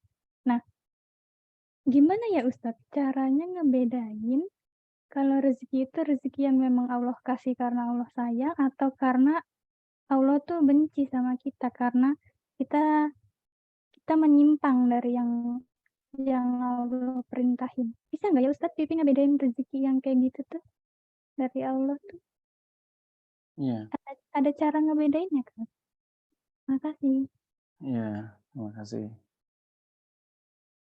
Ya, terima kasih untuk Mbak Lutfi. Mungkin langsung dijawab aja Mas ya. Oh gitu ya. Ya. Ya. Memang di dalam surat Al-Fatihah ini disebutkan siratal ladzina an'amta alaihim, jalan orang-orang yang engkau beri nikmat. Itu adalah jalan yang lurus ya. Namun pengertian orang-orang yang diberi nikmat itu para mufassir menyebutkan ayat yang lain, yaitu orang-orang yang taat kepada Allah Subhanahu wa taala, kepada rasulnya, ya, para nabi, orang-orang yang siddiqin, orang-orang yang jujur, ya, kemudian orang yang soleh. Itu adalah yang dimaksud dengan orang-orang yang diberikan nikmat dalam surat Al-Fatihah ayat ke-7 ini. Nah, kalau mengenai rizki dan istidraj tadi, memang di dalam Al-Quran juga disebutkan sanastadrijuhum min haitsu la ya'lamun wa umbilahum dan sebagainya. Itu menunjukkan bahwa Allah Subhanahu wa taala memberikan nikmat yang banyak kepada orang-orang yang tidak taat. Kemudian setelah itu Allah Subhanahu wa taala akan berikan azab yang besar dengan mendadak ya setelah itu. Itu ada di beberapa tempat dalam Al-Quran. Nah, pertanyaannya tadi, bagaimana membedakan rezeki yang betul-betul tidak istidraj gitu ya, tidak menjadikan kita itu yang Allah SWT berikan, kemudian setelah itu Allah SWT lenyapkan, ada hal atau untuk meneguhkan kita di dunia. Ya, itu kembali kepada introspeksi diri kita masing-masing. Ketika kita sudah mendapatkan rezeki yang Allah SWT berikan banyak ini, kita dalam keadaan ketaatan, ya, atau tidak. Ketika kita mendapatkan rezeki tersebut dengan cara yang halal atau dengan cara yang tidak. Ketika kita mendapatkan rezeki tersebut, kita tambah berkah, maksudnya kita cukup dapat mencukupi segala kebutuhan kita, atau kita malah ingin beli-beli yang lain yang sekiranya itu tidak terlalu bermanfaat bagi diri kita, akhirnya tidak memberkahi diri kita. Ini yang disebut dengan muhasabah diri, introspeksi diri, yang merupakan salah satu cara untuk menentukan rezeki kita ini sebenarnya kategori istidraj, rezeki yang Allah berikan untuk kita terus lalai, atau kategori ini rezeki yang betul-betul Allah berikan kepada kita yang bukan istidraj. Itulah yang disebut dengan al-kayyisu. Dalam satu hadis disebutkan al-kayyisu man dana nafsahu wa amila lima ba'dal mauti.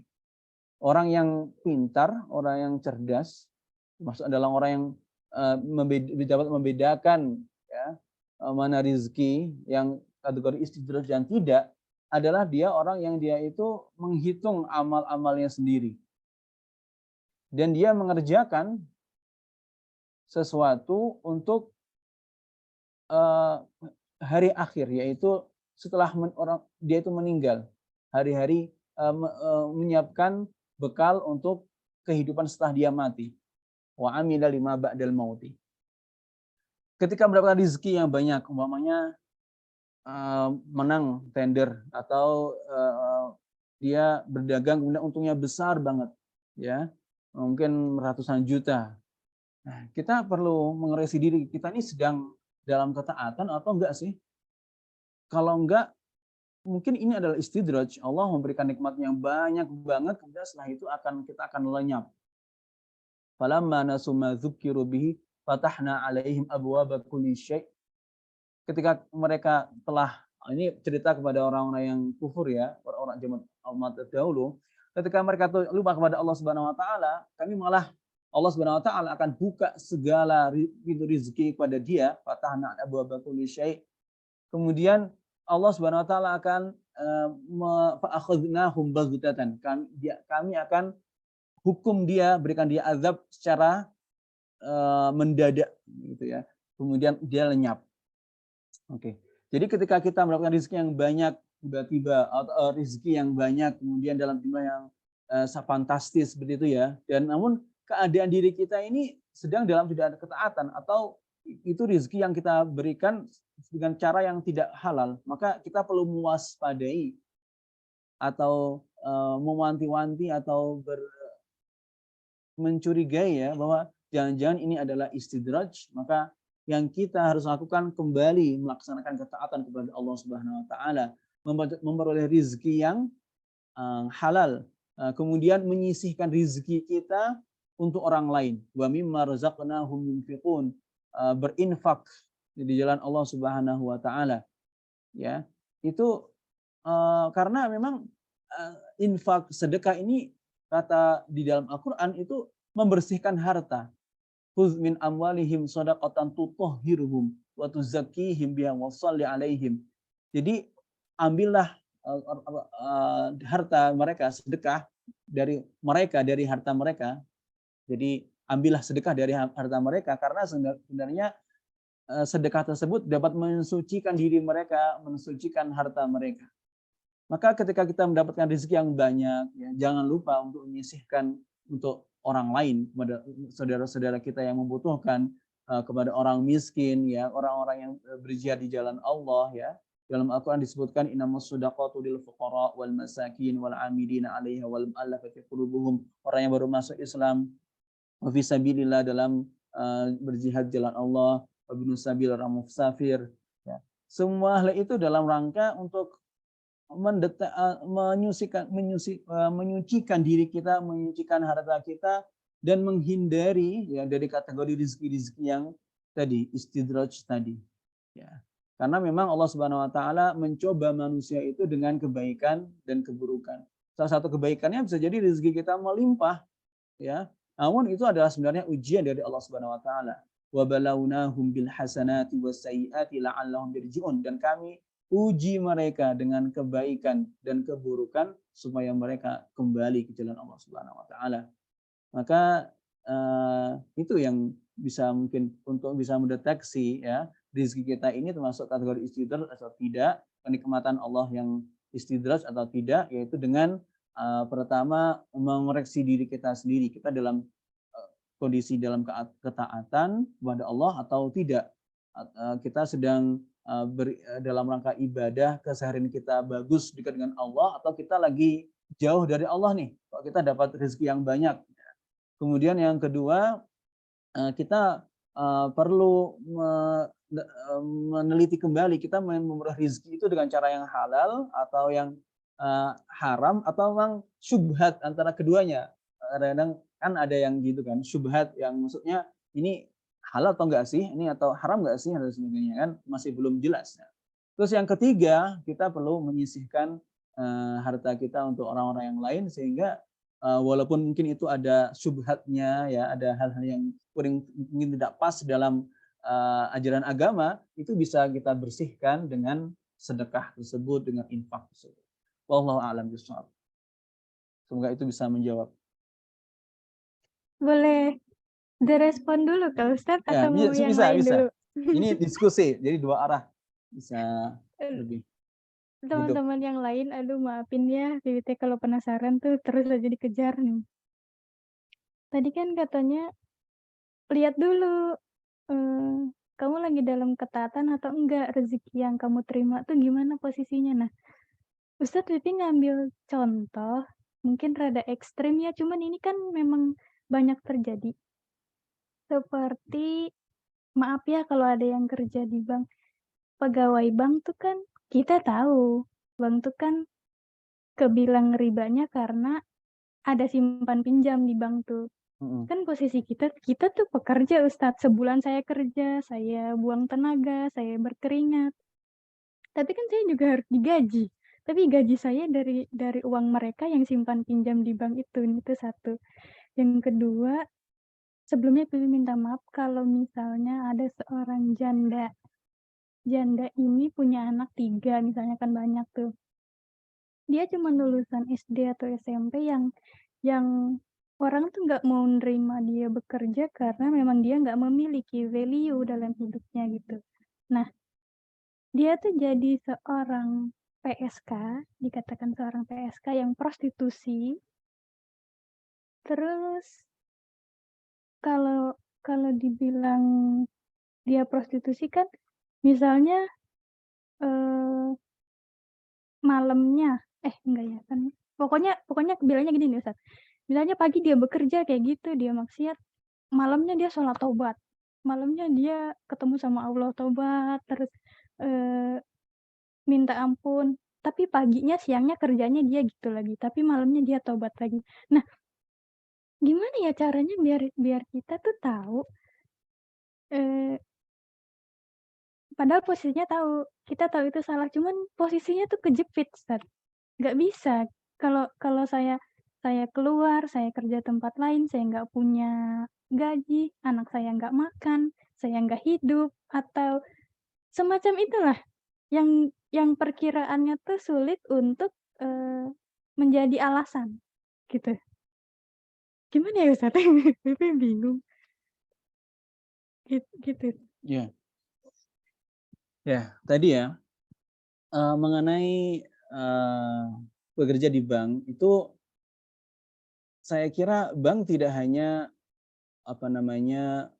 memperoleh keuntungan dari simpan pinjam, ya kan? Bank juga melaksanakan atau berinvestasi di unit-unit usaha yang bisa menghasilkan keuntungan, dan itu yang diberikan juga kepada pegawai bank, ya. Kemudian untuk income atau juga untuk menambah atau untuk memberikan bunga, ya, bagi orang yang meminjam di bank. Bukankah seperti itu?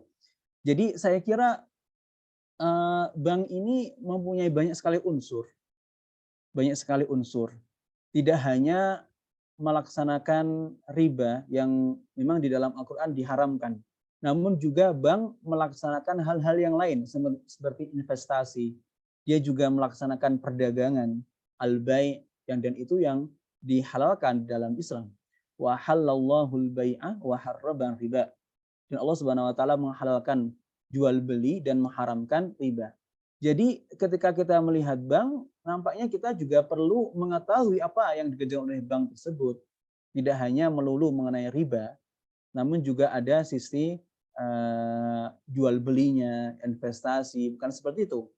Sehingga ketika dia membayari atau membayar karyawannya, ya, maka uang karyawan atau gajinya tersebut juga tidak melulu hasil riba. Dan itu juga hak bagi orang yang sedang bekerja. Kan seorang pegawai bank, satpam umpamanya, dia bekerja dari awal sampai dari pagi sampai sore, ya, di kepanasan, kemudian berdiri berdiri aja, itu kan lelahnya itu kan juga perlu harus diganti, ya, bahkan harus dibayar. Bahwa dalam hadis pun disebutkan seseorang harus dibayar sebelum keringatnya itu kering, ya. Jadi menurut saya, ya, itu kita harus arif, ya, bijak untuk melihat apa penghasilan bank dan apa yang diputar di dalam bank, itu uang nasabah itu diputar untuk apa saja, dan yang disalurkan kepada karyawan itu memang sesuai dengan pekerjaannya, sesuai dengan jerih payahnya, dan itu adalah rezeki yang halal selama ia bekerja betul-betul, ya, sesuai dengan job description-nya, ya, sesuai tugasnya, tidak ada korupsi, ya, tidak ada kayak mengambil uang nasabah, ya, dengan cara yang lihai dan sebagainya, tidak amanah dan sebagainya. Jadi kita perlu arif dalam melihat hal ini. Terus kemudian yang kedua, ketika ada orang di janda tadi, ya, seperti yang Allah Subhanahu wa taala yang tadi disampaikan, kemudian dalam kondisi tadi perlu kiranya dia untuk menghindari pekerjaan yang haram atau yang fahisyah, zina tersebut. Jadi prostitusi itu dalam Islam termasuk dalam fahisyah. Fahisyah itu adalah dosa besar yang dia itu efek negatifnya, kumudorotannya itu tidak hanya pada diri dia sendiri, namun juga kepada orang lain. Kepada orang lain itu, ya, kepada mungkin konsumennya, kepada anak-anaknya, kepada lingkungannya, kepada sanak saudaranya, pada umat Islam seluruhnya. Kan dari prostitusi tersebut kan juga bisa menyebar berbagai macam penyakit, termasuk dalam penyebaran virus HIV dan sebagainya. Maka kemudaratannya itu sangat besar. Maka walaupun, ya, dia itu siangnya melakukan maksiat dan kemudian malamnya beribadah kepada Allah Subhanahu wa taala, dan sebaliknya, atau malamnya dia bermaksiat kemudian paginya dia beribadah, tetap dia harus mencari pekerjaan yang lain. Berusaha semaksimal mungkin, ya, dengan keluarganya, koleganya untuk membuat suatu bisnis tertentu atau melamar pekerjaan yang lain, tidak melakukan hal prostitusi seperti itu, karena kemudaratannya akan menyebar kemana-mana, dan itu menyebabkan efek negatif yang sangat besar sekali, tidak hanya pada dirinya, namun juga bahkan pada anaknya sendiri, kepada saudara-saudaranya, kepada umat Islam, umat manusia seluruhnya. tersebarnya penyakit dan sebagainya.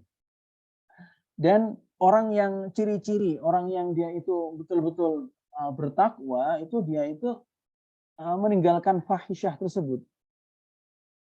Maksudnya gimana? Walaupun dia tidak selalu atau tidak berada di dalam kemaksiatan itu terus-menerus. Kalau dia tahu bahwa prostitusi itu terlarang dalam agama, terlarang dalam negara, walaupun dalam kondisi tadi yang sebutkan takut mungkin anaknya tidak makan dan sebagainya, namun dia bisa berusaha untuk yang lain. Jadi dia bisa bergabung pada komunitas tertentu untuk berinovasi, berbisnis. Dia bisa mengunjungi keluarga-keluarganya untuk bisa bekerja sama dan lain sebagainya. Insya Allah masih ada jalan ya untuk bisa meninggalkan perbuatan yang haram tersebut. Jadi kalau dia sudah tahu hal seperti itu, sebaiknya atau seharusnya dia tinggalkan fahisyah tersebut, kemudian tidak berlarut pada hal-hal yang negatif tersebut.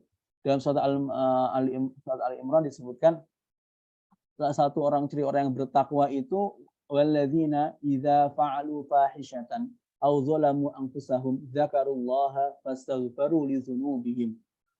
Orang bertakwa itu adalah orang-orang yang dia itu jika melakukan fahisyah tadi, perbuatan besar tadi, terus salah satunya adalah berzina dan sebagainya, dan menzolimi dirinya sendiri, dia ingat Allah Subhanahu wa taala, kemudian beristighfar, minta ampun kepada Allah Subhanahu wa taala. Wa may yaghfiru dzunuba illallah, karena tidak ada yang bisa menghapuskan dosa kecuali Allah Subhanahu wa taala. Wa lam yusirru ala ma fa'alu, dan dia tidak terus-menerus dalam mengerjakan hal-hal negatif yang dia kerjakan tersebut. Ya, wahum ya'lamun, padahal dia mengetahui. Dia berusaha untuk mencari pekerjaan yang lain. Insya Allah masih banyak kesempatan, ya. Tinggal dia berusaha atau tidak. Karena Allah mengatakan dalam Al-Quran itu fasiru fil ardi atau fantashiru fil ard, menyebarlah di muka bumi ini ya untuk mencari rezeki tadi dalam surat Al-Jum'ah, di penghujung surat Al-Jum'ah tadi. Dan juga disebutkan juga perdagangan itu adalah dalam hadis disebutkan adalah pembawa pintu-pintu rezeki yang lain dan lain sebagainya. Insya Allah kalau dia bertaubat, ya maksudnya tidak melakukan hal itu lagi, kemudian kembali kepada jalan yang lurus, kemudian memperbaiki diri, insya Allah akan banyak keberkahan, ya, akan banyak rezeki yang datang kepadanya. Yang penting yakin kepada Allah Subhanahu wa taala, berusaha semaksimal mungkin, dan Allah Subhanahu wa taala tidak akan menyia-nyiakan usaha hambanya. Ya. Allah tidak akan menguji sesuai dengan kadar kemampuannya, dan dia tidak akan menyia-nyiakan usaha hambanya. Wa allaisa lil insani illa ma sa'a wa anna sa'yahu sawfa yura, dalam surat An-Najm. Dan manusia itu tidak memperoleh kecuali apa yang dia usahakan, ya. Wa anna sa'yahu sawfa yura, dan usahanya pasti akan dia lihat. Jadi sebaiknya atau seharusnya dia meninggalkan fahisyah tersebut, karena kemudaratannya tidak hanya pada dirinya sendiri, namun juga pada orang lain, pada seluruh umat manusia. Dan insya Allah dengan dia berhijrah atau kembali kepada jalan yang lurus, menemukan jalan yang lurus, artinya itu bertaubat, kemudian mempunyai pekerjaan yang lain, insya Allah akan banyak keberkahan, kebaikan yang akan dia terima. Dan penting juga untuk mempunyai komunitas yang baik. Dia kembali kepada keluarganya yang baik, kemudian bermusyawarah, kemudian berusaha untuk saling bantu mungkin dalam pekerjaan, dalam bisnis, ya, dalam perdagangan, ya, sehingga dia dapatkan penghasilan yang layak dan bisa untuk menghidupi dia dan keluarganya. Wallahu a'lam bishawab. Terima kasih, Ustaz. Sama-sama. Baik, terima kasih Ustaz atas jawaban yang telah disampaikan. Insya Allah bisa menjawab ya untuk Mbak Lutfi tadi. Insya Allah satu pertanyaan lagi ya Ustaz. Ya, silahkan. Oke, baik. Kepada teman-teman semua, jika ada yang mau ditanyakan, dipersilakan.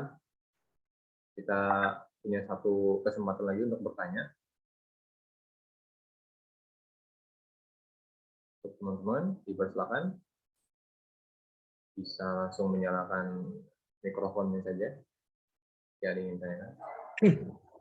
Mungkin saya izin bertanya ya Ustadz. Oke, silakan Ustaz Naim. Oke, pertama-tama jazakumullah khairan katsiran Ustadz Dr. Akdi atas berkenannya memberikan materi webinar Quran and Us untuk teman-teman yang ada di Getpad. Mungkin yang ingin saya tanyakan Ustadz mengenai kita itu sebagai Muslim, alhamdulillah punya sumber yang betul-betul petunjuk ya, petunjuk yang menjawab seluruh permasalahan hidup. Nah, cuma yang biasa juga saya sering dengarkan dalam beberapa kajian bahwa kayak proud to be Muslim itu menjadikan Al-Quran sebagai the real guidance itu ya sudah hanya seperti itu saja, kayak lebih ke slogan gitu pada akhirnya. Karena mereka beberapa orang juga sering memberikan informasi bahwa ternyata Muslim itu juga punya sumber, tapi kalau dijajarkan dengan kayak nilai-nilai peradaban dengan apa bahwa Muslim itu yang katanya jauh tertinggal dibandingkan kayak misalnya peradaban Barat yang maju dengan sains dan teknologinya, sedangkan yang Ustadz tadi juga sampaikan bahwa Al-Quran ini Masya Allah kalau misalnya mau diperdalam lagi kajiannya, maka Al-Quran ini menjawab seluruh permasalahan sains dan apa segala macamnya. Dan juga Ustadz yang biasanya juga yang saya dapatkan informasi adalah kita sebagai Muslim baru betul-betul menyadari bahwa Al-Quran ini sebetul-betulnya guidance, khususnya dalam bentuk sains teknologi, karena mungkin kan kalau sains sama teknologi yang paling realistis diukur sama manusia gitu kan Ustadz. Tapi itu baru kemudian didapat kalau sudah ada gitu Ustadz, pembuktiannya. Jadi kayak Quran ini bukan menjadi kayak sumber utama dan yang paling utama untuk membuktikan seluruh keajaiban-keajaiban.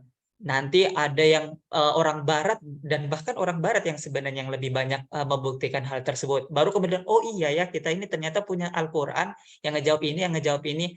Nah mungkin seperti itu Ustaz, mungkin bisa sedikit pencerahannya buat kita supaya lebih bangga lagi memiliki Al-Quran dan mensondingkan Al-Quran ini betul-betul real guidance dan kita bisa action di situ. Terima kasih banyak Ustaz. Ya, terima kasih Ahmad Zulkarnain. Akhirnya kita bisa ngobrol ya via Zoom. Sebelumnya kita ngobrolnya lewat WA saja. Ya, seorang orang Mesir ya pernah mengarang kitab. Judulnya Limadza taqaddamal gharab wa ta'akhkharal muslimun. Mengapa orang Barat itu maju sedangkan umat Islam itu mundur? Itu judul bukunya. Jawabannya apa? Dalam buku itu yang paling ini adalah karena umat Islam itu meninggalkan nilai-nilai Al-Quran, sedangkan orang-orang Barat memakai nilai-nilai Al-Quran. Itu jawabannya. Yang rangkumannya dari buku tersebut. Jadi Al-Quran ini umat Muslim banyak membaca Al-Quran, namun tidak memahaminya. Banyak orang yang mungkin bisa memahaminya, namun tidak mentadabburinya. Bisa mentadaburi, memahaminya, namun tidak bisa melaksanakannya sendiri. Dia bisa membaca, memahami, melaksanakan untuk diri sendiri, namun tidak bisa, kadang-kadang tidak bisa untuk mengajak orang lain untuk melakukan aksi bersama dengan Al-Quran. Itu problem kita saat ini. Ada orang baik, ya, namun dia bisa memahami Al-Quran, ya, bisa membaca Al-Quran, belum bisa membaca Al-Quran. Banyak orang sekarang ini di Indonesia dan sebagian adalah anak-anak muda yang belum bisa membaca Al-Quran. ada sensus, ada nih datanya berapa persen gitu yang tidak bisa membaca Al-Quran. Tidak bisa, ada juga sudah bisa membaca Al-Quran namun tidak bisa memahaminya karena mungkin keterbatasan bahasa dan lain sebagainya. Jadi tidak bisa mengambil nilai-nilai langsung dari Al-Quran. Ada orang yang sudah bisa namun dia tidak bisa bekerja sendiri karena kerja peradaban itu harus kerjanya bareng-bareng, nggak bisa satu-satu. Ya, umpama lidi saja, sapu lidi satu itu tidak bisa membersihkan halaman, harus bareng-bareng baru bisa untuk digunakan untuk nyapu halaman. Ya. Contohnya saja ya seperti tadi adalah konsep kebersihan.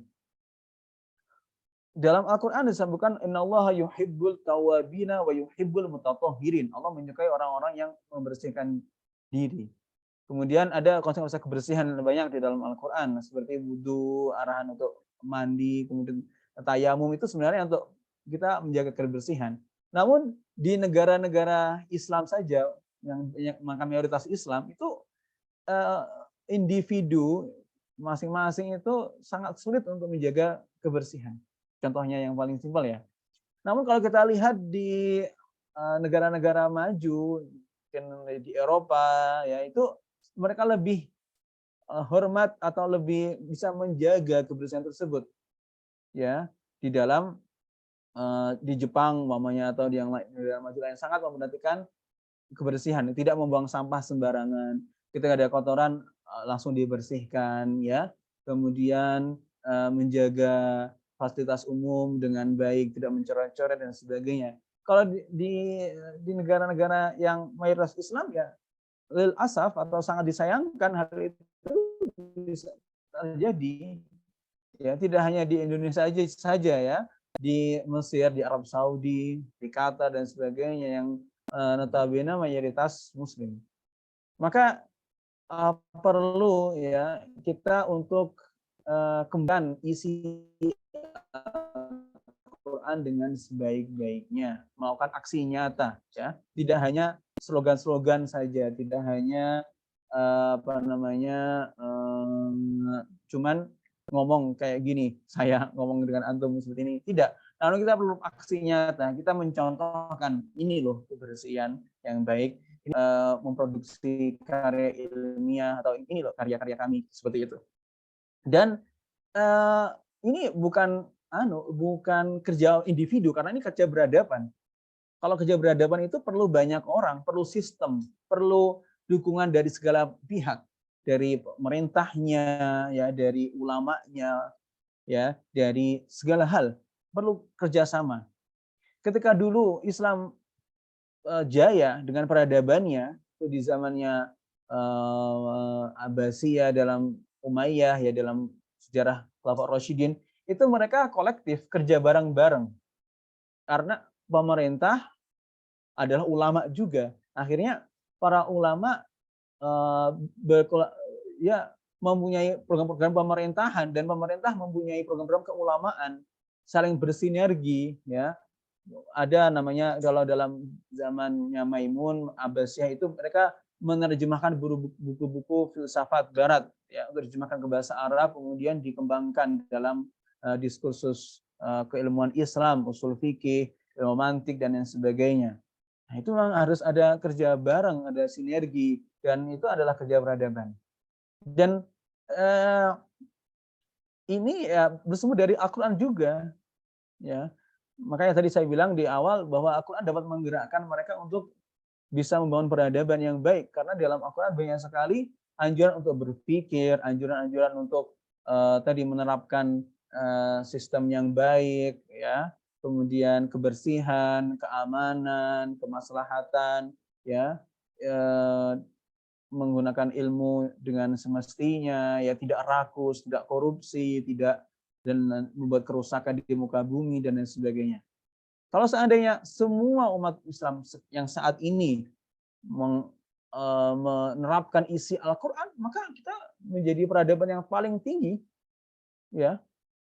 Namun sayangnya tidak semua orang mau atau sekarang sedang menerapkan isi Al-Qur'an. Ya. Dan ini adalah kerja berjalan, kerja bareng, ya. Kemudian tidak bisa langsung sekejap, perlu puluhan bahkan ratusan tahun untuk membangun suatu peradaban yang maju, ya.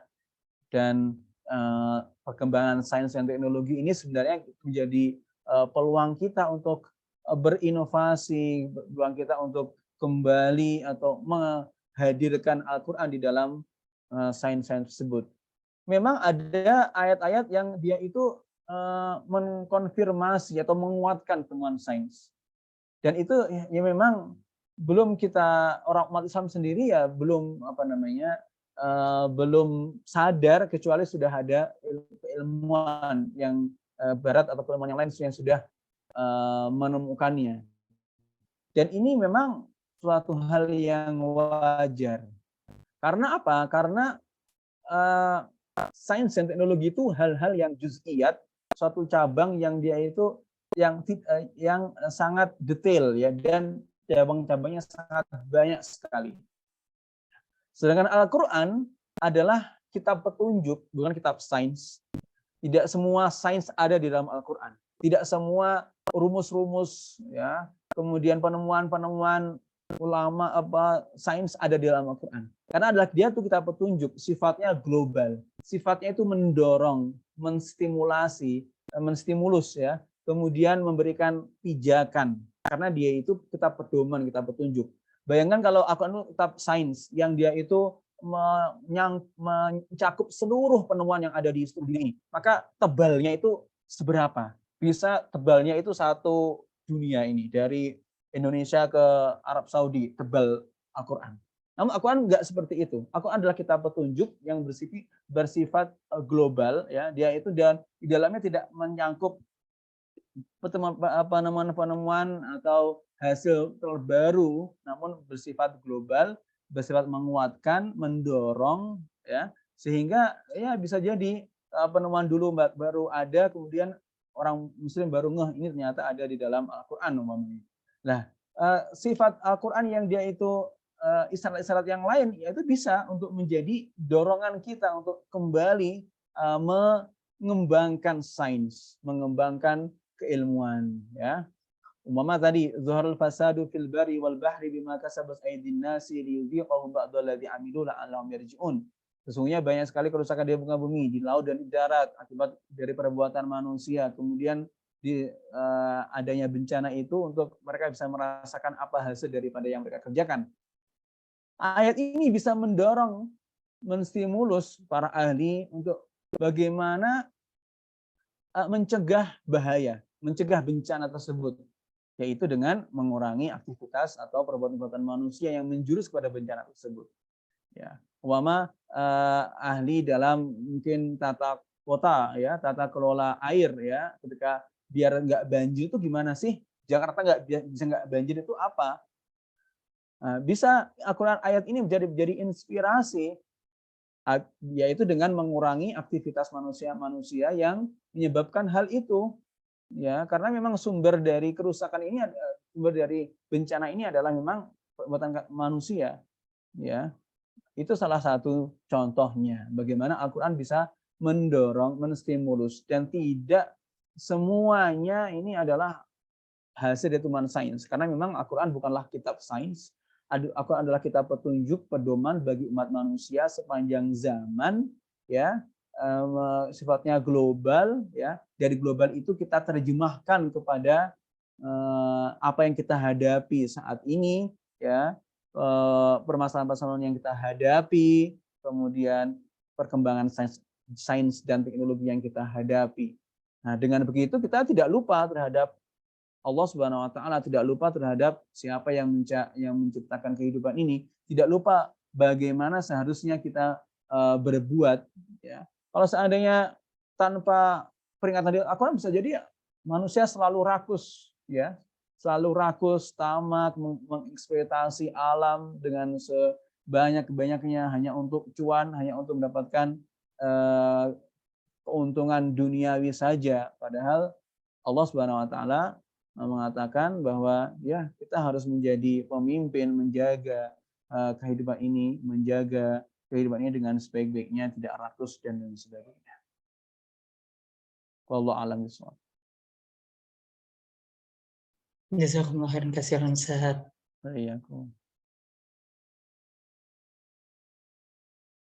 Baik, terima kasih kepada Ustadz Akdi Rafiq Asnami. Insya Allah itu adalah pertanyaan terakhir ya untuk menutup sesi sharing diskusi. Kemudian saya ucapkan terima kasih banyak kembali kepada Ustadz Akdi Rafiq Asnawi yang sudah membersamai kita pada pagi hari ini. Semoga ilmu-ilmu yang telah diberikan bisa bermanfaat bagi kita semua. Kita kembali di jalan yang lurus bersama-sama dan harapannya bersama-sama masuk ke dalam surganya Allah di akhirat kelak. Oke, pada teman-teman semua bisa ini ya mengisi absensi yang sudah ada di kolom chat, bisa mengisi di situ. Kemudian kita masuk ke sesi ini ya, dokumentasi terlebih dahulu. Pada rekan-rekan semua, mohon izin bisa menyalakan kameranya karena kita akan dokumentasi. Teman-teman boleh dinyalakan kameranya dulu.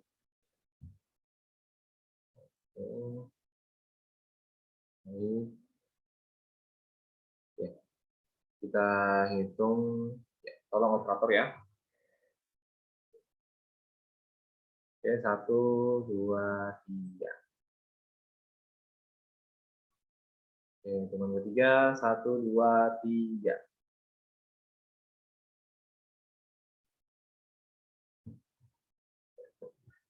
Oke, terima kasih banyak teman-teman yang sudah bergabung. Alhamdulillah dengan ini maka berakhirlah sudah webinar GetPad dalam acara Graduation School Graduation of Al-Fatihah batch ketiga. Dengan ini kita tutup dengan membaca istighfar sebanyak 3 kali.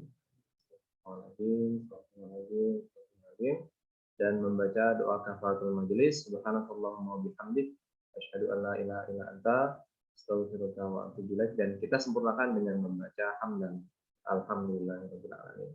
Saya selaku MC memohon maaf apabila ada banyak salah kata. Semoga bisa dimaafkan. Baik, wabillahi taufiq wal hidayah. Assalamualaikum warahmatullahi wabarakatuh. Waalaikumsalam warahmatullahi wabarakatuh. Jazakallah Ustadz Akdi atas materinya. Sehat-sehat Ustadz. Semoga bisa bertemu kembali lagi di lain kesempatan. Oke, kepada teman-teman boleh dipersilakan out. Ya, insya Allah. Saya izin live grup ya, Zoom ya. Silakan Ustaz. Oke, Ya, Ustaz. Assalamualaikum. Waalaikumsalam. Terima kasih banyak teman-teman sekalian atas kehadirannya.